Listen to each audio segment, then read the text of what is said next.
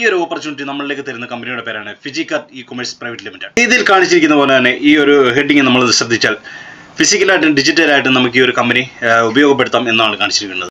അടുത്ത നമ്മുടെ ടെക്നോളജിയുടെ ചേഞ്ച് ആണ് ഇവിടെ നമ്മളെ കാണിക്കുന്നത്.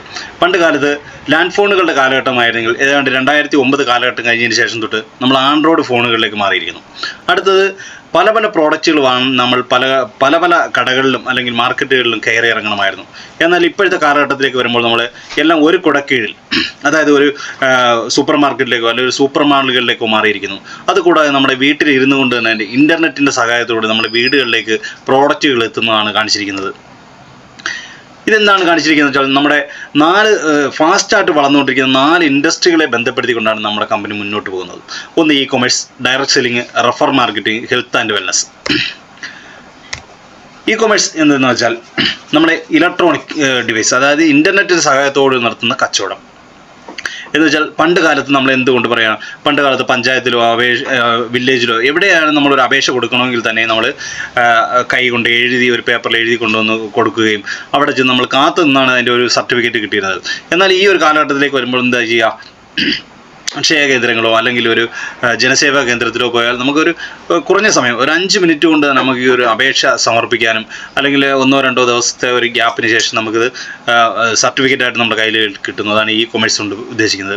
അടുത്ത എന്താണ് ഡയറക്റ്റ് സെല്ലിങ്. ഉൽപ്പാദകരിൽ നിന്ന് ഉപഭോക്താക്കളിലേക്ക് നേരിട്ടെത്തുന്നു. നമ്മുടെ ഇടനിലക്കാരോ പരസ്യക്കാരോ ഇല്ല, അവർക്ക് കൊടുക്കേണ്ട വരുമാനം കൂടി നമ്മളിലേക്ക് തരുന്നു. അതാണ് ഡയറക്റ്റ് സെല്ലിംഗ് കൊണ്ട് ഉദ്ദേശിക്കുന്നത്. അടുത്ത റെഫറൽ മാർക്കറ്റിംഗ്. ജനങ്ങളുടെ ശൃംഖല വഴി നടത്തുന്ന കച്ചവടമാണ് റെഫറൽ മാർക്കറ്റിംഗ് എന്ന് ഉദ്ദേശിക്കുന്നത്. നമ്മളെല്ലാവരും സാധാരണപ്പെട്ടവരാണ്. നമ്മൾ ഓരോ ദിവസവും നമ്മുടെ ദൈനംദിന ജീവിതത്തിൽ നമ്മൾ ഓരോ കാര്യങ്ങൾ ഓരോരുത്തർക്ക് റെഫർ ചെയ്യുന്നു.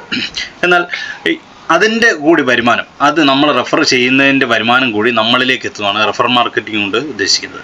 അടുത്താണ് ഹെൽത്ത് ആൻഡ് വെൽനസ്. നമ്മുടെ രോഗപ്രതിരോധ ശേഷിയാണ് നമ്മൾ ഈ ഒരു കാലഘട്ടത്തിൽ നമ്മൾ ഏറ്റവും കൂടുതൽ അഭിമുഖീകരിക്കുന്ന ഒരു കാര്യം.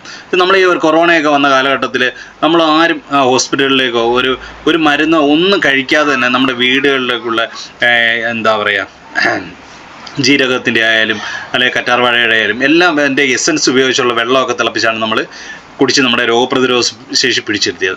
അതേപോലെ തന്നെ ഇതും കുറച്ച് ജ്യൂസ് ഐറ്റംസ് എല്ലാം കൂടെ മിക്സ് ചെയ്തുകൊണ്ടുള്ള ഒരു ബിസിനസ്സാണ് ഹെൽത്ത് ആൻഡ് വെൽനസ്. ഈ കാണിച്ചിരിക്കുന്നത് എന്താ, ഇ-കൊമേഴ്സിൻ്റെ ഓൺലൈൻ റീറ്റെയിൽ റവന്യൂ ആണ്. 2009 കാലഘട്ടത്തിൽ 390 കോടി രൂപയുടെ കച്ചവടമാണ് നമ്മുടെ ഒരു ഇൻ്റർനെറ്റിൻ്റെ സഹായത്തിലൂടെ നടന്നെങ്കിൽ 2016 എത്തുമ്പോൾ, അതായത് 10% ഇരട്ടിച്ച് 3800 കോടി രൂപയുടെ കച്ചവടമാണ് നടന്നത്. എന്നാൽ 2026 കാലഘട്ടത്തിലേക്ക് എത്തുമ്പോഴത്തേക്കും 20,000 കോടി രൂപയുടെ കച്ചവടം നടക്കുമെന്നാണ് നമ്മുടെ സാമ്പത്തിക വിദഗ്ധർ പറയുന്നതെങ്കിലും 2023 കാലഘട്ടം കഴിഞ്ഞപ്പോൾ തന്നെ ഇതെല്ലാം മറികടന്നു. അങ്ങനെ സക്സസ്ഫുള്ളായ കുറച്ച് ബിസിനസ്സുകളാണ് ഇവിടെ കാണിച്ചിരിക്കുന്നത്. ഫേസ്ബുക്ക്, ആമസോണ്, ഓല, ഫ്ലിപ്കാർട്ട്, മിന്ത്ര ഒക്കെ.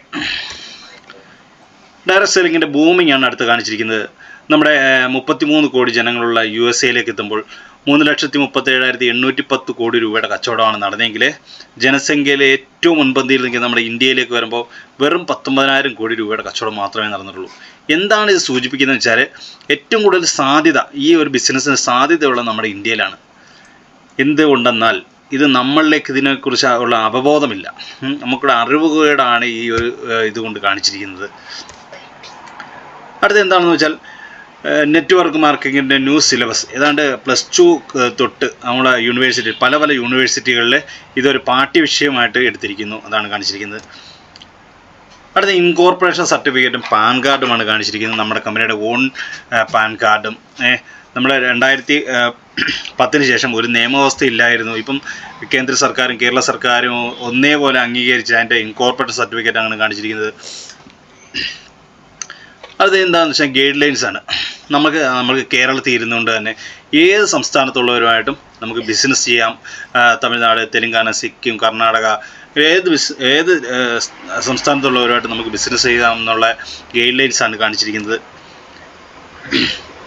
അടുത്ത എന്താണെന്ന് വെച്ചാൽ നമ്മുടെ ന്യൂസ് പേപ്പർ കട്ടിങ്ങുകളാണ്. അതായത് 2018 ജൂലൈ 9 നമ്മുടെ കമ്പനി ഇന്ത്യയിലേക്ക് വരുന്നത്. ഇന്ത്യയിൽ വരുന്നത് കേരളത്തിലാണ്. ഇതെല്ലാം അന്നത്തെ പ്രശസ്തമായ പത്രങ്ങളിൽ ജൂലൈ 10 പത്ര കട്ടിങ്ങുകളാണ്. ഇതെല്ലാം മെയിൻ വാർത്തയായിട്ടാണ് വന്നത്. എന്താണെന്ന് വെച്ചാൽ ഒരു പുതിയ ബിസിനസ് സംരംഭമാണ്, പുതിയ തൊഴിൽ അവസരമാണ്. അപ്പോൾ അതുകൊണ്ട് അതിൻ്റെ ഹെഡിങ് ആയിട്ട് എല്ലാ പത്രങ്ങളുടെയും മുൻ പേജിൽ തന്നെ വാർത്തയായിട്ട് വന്നിട്ടുണ്ട്. ഇതെന്താ വെച്ചാൽ അന്നത്തെ നമ്മുടെ കമ്പനിയുടെ ഉദ്ഘാടനത്തിൻ്റെ ഒരു ഫോട്ടോസാണ്. അന്നത്തെ നമ്മുടെ ഭക്ഷ്യവകുപ്പ് മന്ത്രിയായിട്ടുള്ള തിലോത്തമ മിനിസ്റ്ററാണ് ഇത് ഉദ്ഘാടനം ചെയ്തത്. തമിഴ്നാട് തമന്ന ഭാട്ടിയാണ് ചീഫ് ഗസ്റ്റായിട്ട് വന്നത്. പിന്നെ നമ്മുടെ കമ്പനിയുടെ മാനേജ്മെൻറ്റ് അംഗങ്ങൾ, മറ്റ് വിശിഷ്ടാതിഥികളൊക്കെയാണ് കാണാൻ പറ്റുന്നത്. ഇത് 2018 ഫെബ്രുവരിയിൽ ദുബായിൽ വെച്ചിട്ടൊരു ഒഫീഷ്യൽ പ്രോഗ്രാമിൻ്റെ ഫോട്ടോയാണ്. അന്ന് നമ്മുടെ സാനിയ മിർസയാണ് ചീഫ് ഗസ്റ്റായിട്ട് വന്നത്. ഇദ്ദേഹത്തെ ഞാൻ പരിചയപ്പെടുത്താൻ എല്ലാ വ്യക്തികൾക്കും അറിയാം. ഏതൊരു കൊച്ചു കുഞ്ഞിനോട് ചോദിച്ചാൽ പോലും അവർ പറയും ബോച്ചെ എന്ന് അവരെ നമ്മൾ അറിയപ്പെടുന്ന നമ്മുടെ ബോബി ചെമ്മണ്ണൂർ. അദ്ദേഹത്തിന് ഡോക്ടറേറ്റ് കിട്ടിയിരിക്കുന്നത് ചാരിറ്റിക്കാണ്. ഏകദേശം 160 വർഷത്തെ പ്രവൃത്തി പാരമ്പര്യമുള്ള കുടുംബത്തിലെ 3ാം തലമുറക്കാരനാണ് അദ്ദേഹം. തൊട്ടതെല്ലാം പൊന്നാക്കിയ വ്യക്തി എന്ന് വേണമെങ്കിൽ പറയാം. എന്ന് വെച്ചാൽ അദ്ദേഹം തുടങ്ങിയ ഒരു ബിസിനസ്സും ഇന്നേ വരെ പൂട്ടിക്കെട്ടി പോകേണ്ടി വന്നിട്ടില്ല. ജ്വല്ലറീസ് ആയാലും, ബോബി ബസാറായാലും, ചിട്ടി ഫണ്ടുകൾ, അങ്ങനെ ഒട്ടനവധി കമ്പനികളുടെ ഉടമസ്ഥനാണ് അദ്ദേഹം. അദ്ദേഹമാണ് നമ്മുടെ കമ്പനിയുടെ ഫിജിക്കാർട്ട് എന്ന് പറയുന്ന കമ്പനിയുടെ 100% ഷെയറും ഹോൾഡ് ചെയ്തേക്കുന്നത്. അപ്പോൾ നമ്മുടെ കമ്പനിയുടെ വിഷനും മിഷനും എന്താണെന്ന് വെച്ചാൽ സാമ്പത്തികമായിട്ട് നമ്മളെ എല്ലാവരെയും ഉന്നതിയിലെത്തിക്കുക. നമ്മൾ ഉന്നതിയിലേക്ക് എത്തുമ്പോൾ നമ്മുടെ രാജ്യവും ഉന്നതിയിലേക്ക് എത്തും എന്നാണ് കമ്പനിയുടെ വിഷനും മിഷനും പറയുന്നത്. ഈ കാണിച്ചിരിക്കുന്നത് കമ്പനിയുടെ ഇൻഫ്രാസ്ട്രക്ചറും കാര്യങ്ങളൊക്കെയാണ്. എന്ന് വെച്ചാൽ നമ്മുടെ തൃശ്ശൂർ നല്ലായി എന്ന് പറയുന്ന സ്ഥലത്ത് 7 നില കെട്ടിടം നമ്മുടെ പണി തീർന്നുകൊണ്ടിരിക്കുകയാണ്. ആ ബിൽഡിങ്ങിൻ്റെ ഫോട്ടോസാണ് കാണിച്ചിരിക്കുന്നത്. ഇപ്പം നമ്മുടെ കമ്പനി വർക്ക് ചെയ്യുന്ന ബിൽഡിങ്ങിൻ്റെ ഫോട്ടോസുണ്ട്. ഒട്ടനവധി നമ്മുടെ വെയർ ഹൗസുകളുടെ ഫോട്ടോസ്, പ്രോഡക്റ്റുകൾ കൊണ്ടുവരുന്ന വെഹിക്കിളിൻ്റെ ഫോട്ടോസ് എല്ലാം കാണിച്ചിരിക്കുന്നു. ഞാൻ ആദ്യം തന്നെ പറയുകയുണ്ടായി നമുക്ക് ഫിസിക്കലായിട്ടും ഡിജിറ്റലായിട്ടും ഈ ഒരു കമ്പനി നമുക്ക് ചെയ്തു പോകാമെന്ന്.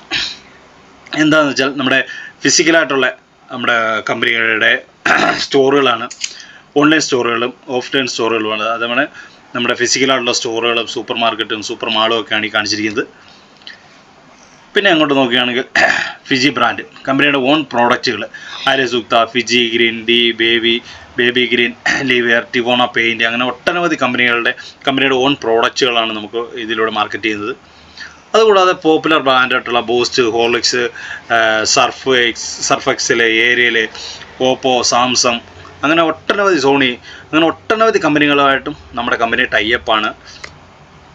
അപ്പോൾ ഞാൻ കമ്പനിയെക്കുറിച്ച് പറഞ്ഞു, മാനേജ്മെൻറ്റിനെ കുറിച്ച് പറഞ്ഞു, പ്രോഡക്റ്റിനെ കുറിച്ച് പറഞ്ഞു, എല്ലാം പറഞ്ഞുവെങ്കിലും നമ്മൾ ഈ കമ്പനിയിലേക്ക് എങ്ങനെ കമ്പനിയുടെ പാർട്ട്ണറായിട്ടാണ് വരുന്നത്, എങ്ങനെ നമുക്ക് ഈ കമ്പനിയുടെ പാർട്ട്ണർ ആവാം എന്നുള്ളതാണ് അടുത്ത് കാണിച്ചിരിക്കുന്നത്.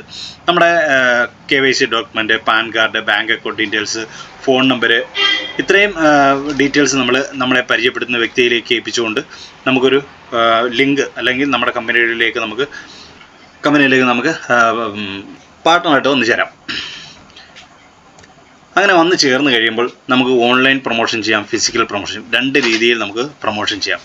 ഓൺലൈൻ പ്രൊമോഷൻ എന്ന് വെച്ചാൽ നമ്മുടെ സൂം എന്ന് പറയുന്ന ഒരു ആപ്പ് വഴി നമുക്ക് മറ്റുള്ളവരിലേക്ക് ഈ ഒരു പ്രൊമോഷൻ കമ്പനിയെക്കുറിച്ച് പറഞ്ഞു കൊടുക്കാൻ പറ്റും. ഫിസിക്കലായിട്ടെന്ന് വെച്ചാൽ നമുക്ക് നേരിട്ട് ചെന്ന് ഓരോ വ്യക്തികളെ, നമ്മുടെ ഫ്രണ്ട്സിനെ ആയാലും ബന്ധുക്കളെ ആയാലും കണ്ട് 1-to-1 ആയിട്ട് നമുക്ക് ഈ ഒരു കമ്പനിയെക്കുറിച്ച് പറഞ്ഞു കൊടുക്കാൻ പറ്റും. അതാണ് ഫിസിക്കൽ പ്രൊമോഷൻ എന്ന് പറയുന്നത്. അങ്ങനെ നമ്മൾ കമ്പനിയിലേക്ക് വന്നു. കമ്പനിയിൽ നമ്മൾ പ്രൊമോഷൻ ചെയ്ത് കഴിയുമ്പോൾ കമ്പനി നമുക്കൊരു 6 തരത്തിലുള്ള വരുമാനമാണ് തരുന്നത്. Retail profit, business expansion bonus, generation bonus, monthly performance bonus, annual profit, awards and awards.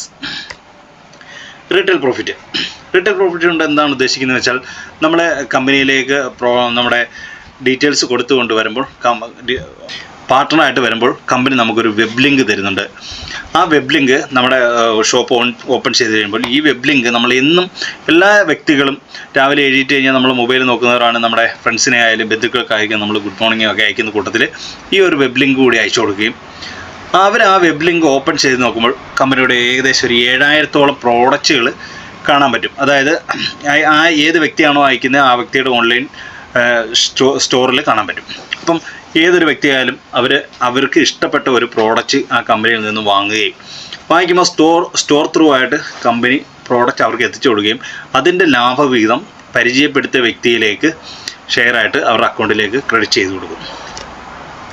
അടുത്ത ബിസിനസ് എക്സ്പാൻഷൻ ബോണസ് എന്താണ് കാണിക്കുന്നതെന്ന് വെച്ചാൽ നമ്മളൊരു സ്ഥാപനം തുടങ്ങി അത് വിജയമാണെന്ന് കണ്ടു കഴിഞ്ഞാൽ നമ്മൾ മറ്റേതെങ്കിലും ഒരു സ്ഥലത്തോട്ട് മാറ്റി നമ്മുടെ ഒരു ഫ്രാഞ്ചൈസി ഓപ്പൺ ചെയ്യും. അതുപോലെ തന്നെ നമ്മൾ വന്നു കഴിഞ്ഞാൽ നമ്മുടെ ഒരു ഫ്രണ്ട്സിനോ അല്ലെങ്കിൽ ബന്ധുവിനോ നമ്മൾ ഈ ഒരു ബിസിനസ്സിനെ കുറിച്ച് പറഞ്ഞു കൊടുക്കുമ്പോൾ അവർ വന്നിട്ട് നമ്മുടെ ലെഫ്റ്റ് ഫ്രാഞ്ചൈസിയിൽ ഒരു ബന്ധുവും റൈറ്റ് ഫ്രാഞ്ചൈസിയിൽ ഒരു സുഹൃത്തും വരികയാണെങ്കിൽ അവർ ലെഫ്റ്റ് ഫ്രാഞ്ചൈസിയിൽ വരുന്ന ബന്ധു ഒരു സോപ്പും റൈറ്റ് ഫ്രാഞ്ചൈസിയിൽ വരുന്ന ഒരു ബന്ധു ഒരു പേസ്റ്റ് വാങ്ങുകയാണെങ്കിൽ ഒരു പോയിൻറ്റും മാച്ച് ചെയ്ത് കമ്പനി നമുക്ക് 20 രൂപയും, എന്നാൽ നമ്മൾ വന്നതുപോലെ തന്നെ 100 സെയിൽസ് വോളിയത്തിൻ്റെ പ്രോഡക്റ്റ് എടുത്തുകൊണ്ടാണ് കമ്പനിയിലേക്ക് വരുന്നതെങ്കിൽ നമ്മുടെ അക്കൗണ്ടിലേക്ക് 2000 രൂപയും, 500 മാച്ച് ചെയ്താണ് വരുന്നതെങ്കിൽ 10000 രൂപയും. അപ്പം 2 ഫ്രാഞ്ചൈസിയിലും ഒരേപോലെ കച്ചവടം നടക്കണമെന്ന് പറയാൻ പറ്റില്ല, കച്ചവടമാണ്.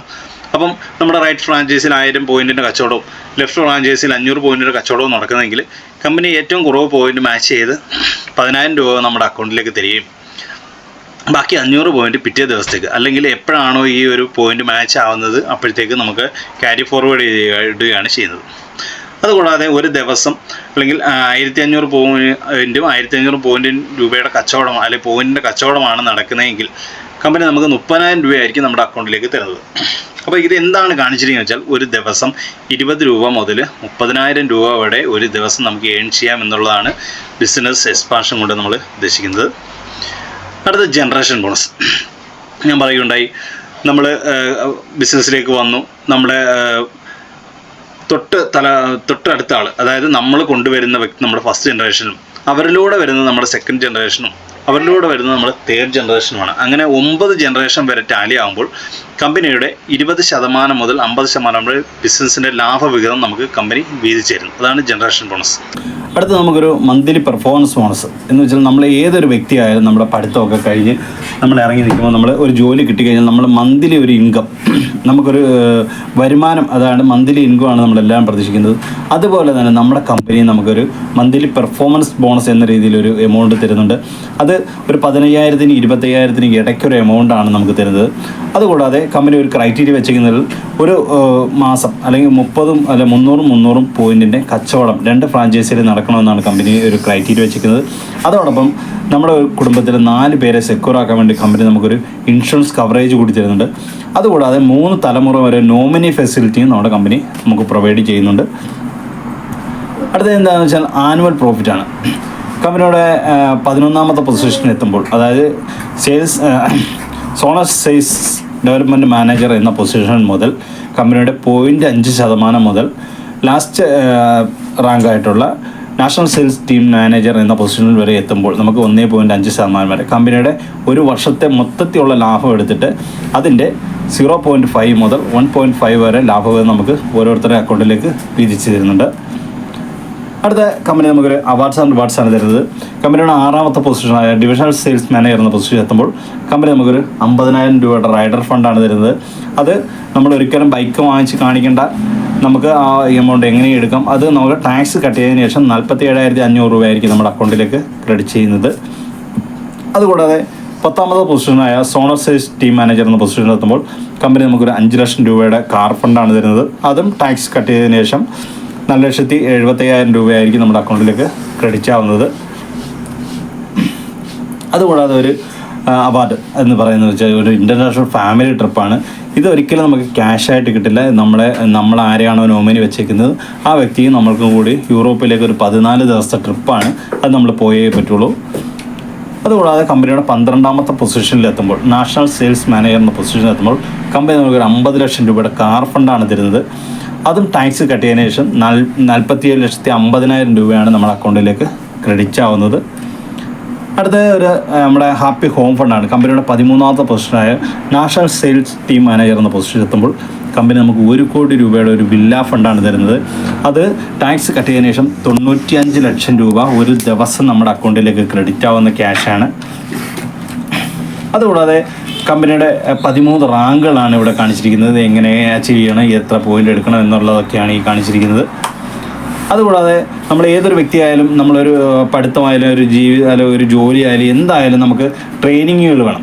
അതുപോലെ നമ്മുടെ കമ്പനി ഒരു ഓൺലൈനായിട്ടുള്ള ഒരു അക്കാഡമികൾ വെച്ചിട്ടുണ്ട്. ഫിസിക്കലായിട്ടുള്ള അക്കാഡമികളാണ്, ഫിസിക്കലല്ല ഓൺലൈനായിട്ടുള്ള അക്കാഡമികളാണ്. അതിൻ്റെ ട്രെയിനിങ്ങുകളുടെയും ഒക്കെ അഡ്രസ്സുകളാണ് ഈ കാണിച്ചിരിക്കുന്നത്. ഇത് കമ്പനിയുടെ കോർപ്പറേറ്റ് ഓഫീസിൻ്റെ ഡീറ്റെയിൽസുകളാണ്.